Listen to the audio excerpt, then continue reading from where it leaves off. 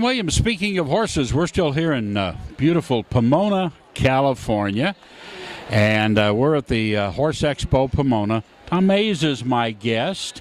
Now, Tom has been running some stuff on our show and site over the last year, and actually haven't seen you since here last year. Yeah. So tell us a little bit about what's happened to you in the last year. It's been kind of a fulfilling year. We have all kinds of people that are kind of frustrated with where their horse's health is or where their connection is, and they're starting to, the word of mouth and the business has grown where people really want to get in depth and to really understand where they're coming from. So we do trainings. I teach a lot of people how to do much more in-depth bodywork therapy, whatever you want to call it, where you're really looking at what are the real causes of lameness or some little giddy-up problem or an emotional problem. So what I have people that are just everyday horsemen that are really interested in this, and then I have professionals flying in from all over the world. So that part of the business has taken off. And you're doing, you've got a booth here now. Are you doing talks and things here too? Or? Not in this one this time, but usually we're doing demos and educational seminars here in the arenas and that.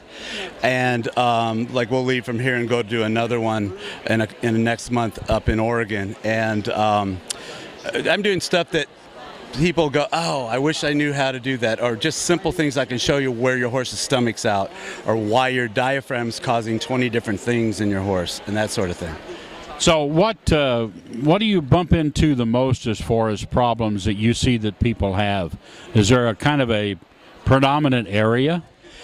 There is, and from a physical standpoint, the biggest thing I see is a horse has had an old injury, an old trauma, that you maybe didn't see the horse have a severe lameness for a long time, or if you did, you thought it healed, but that neural pattern, that holding pattern stayed with them for years and years, even decades, and has created this entire pattern that's causing lots of hind end lameness to emotional issues.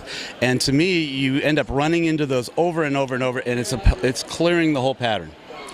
And it used to be years ago, I got these great techniques, I can get that point. Now it's let me get the whole pattern and put the horse back to this relaxed, moving thing.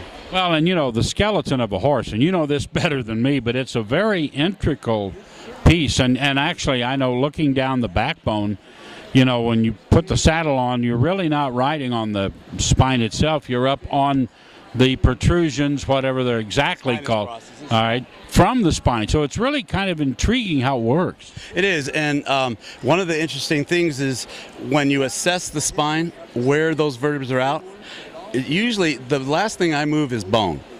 And it's because what's causing it. So that spine is really like a piano keyboard. So I go along and that vertebrae's out, and it's like that note's out of tune, and it refers to another area. It'll refer to organs. Organs trump bone and muscle. So I usually don't worry about the bone and muscle until I've gotten an organ or a blood vessel cleared. That's one of the secrets. That's osteopathy's prime standard, gold standard. Okay, all right. So you want to first handle any organ problems, because that could be the root of all those problems. You can prove it all day long. Organs and blood vessels and nerves will trump the bone and the muscle all day. So you can fix a muscle a little bit, but it'll come right back if you don't get the organ.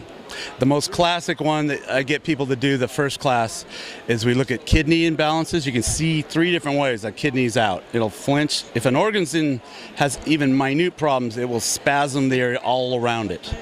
And in the case of kidney, it will take the psoas muscle out, and the horse won't be able to drag. It'll drag its toe. It will rotate the stifle medially, and just with a couple acupoints, in this case, you can reset all that.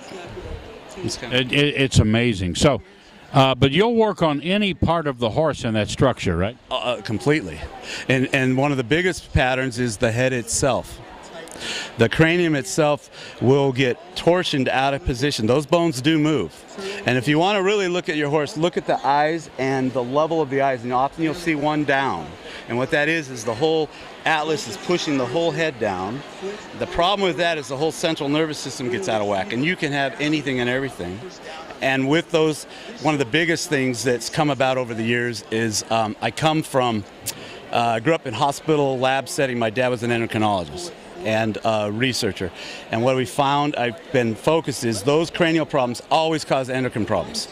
A lot of Cushing's, a lot of other things owe themselves to this because the pituitary sits in a narrow groove and the bones squish on it. So the pituitary, it's a physical, mechanical endocrine problem. You know, I've looked at a horse skeleton with the neck coming up, you know, into the skull, so to speak, and of course the jaw, the lower jawbone, to me is amazing in a horse. It is. You know, it's funny.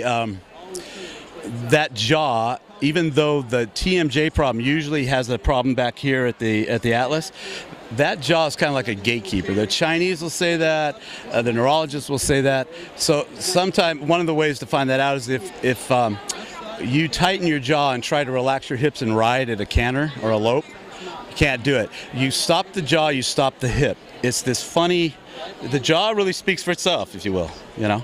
It does. It's sort of like the old adage, you know, if you're chewing gum or something, if you're moving your jaw as a person, you can't go to sleep with your jaw moving. It is this sort of regulator, and I call it a gatekeeper, an on-off switch. And the applied kinesiologists have found that the left jaw that's really in pain or in restriction, and you have a lot, speaks to physical pain in the body, and the right jaw speaks to emotional pain in the body. Huh. Interesting. That is interesting. They'll see it that way, yeah. See, with the horses, and I'm looking at, you've got a skull sitting right over here, but you know, the front teeth are obviously to pinch grass off, okay? Yeah. But then the after they get that back in, then it's a sideways motion. Yes. to chew up. And if you don't have good occlusion, and what I see mostly is that lateral chewing owes itself primarily either to, in like this horse's case, to improper dental work, and to this occlusion right here in the OA joint right here. Yeah. There's a lot to this that causes anything out. I've just looked at it from a novice standpoint, but it's quite an integral way that works, especially when they're pinching off up front and then doing the lateral in the back. It's amazing. It is, and the specifics of that are you get compression here from pulling back or other things, and the nerves that will run along here, for some reason they were designed, they come out right here. Huh. So if you get a compression there, that's what head shaking is. Head shaking is pretty easy to clear. It's the trigeminal nerve that runs along here. Okay. So it's pretty simple sometimes what ends up happening here. Okay, so when a horse is shaking its head, it's generally, it's a good chance it's right there. It's almost always. It's always a pinched nerve. Right? And you can clear this first. You got to get this. Yeah. And then you can get the trigeminal nerve, and you can see where it's at. The horse's head will go up. And these things are palpable. These are not, I think I'm getting at things. These are absolutely concrete.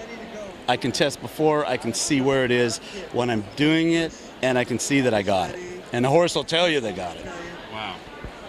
Hey, Tom, it's been a pleasure to talk to you here for a little bit. Really a pleasure. Now, how do people contact you? I'm at tommayes, MAYES.net. You can look us up. We have all of our stuff listed on our website, and I'm also on YouTube. And you can find a link on speakingofhorses.com as well. Tom, thank you. Thank you. A pleasure. Thank you for being with us right here on Speaking of Horses.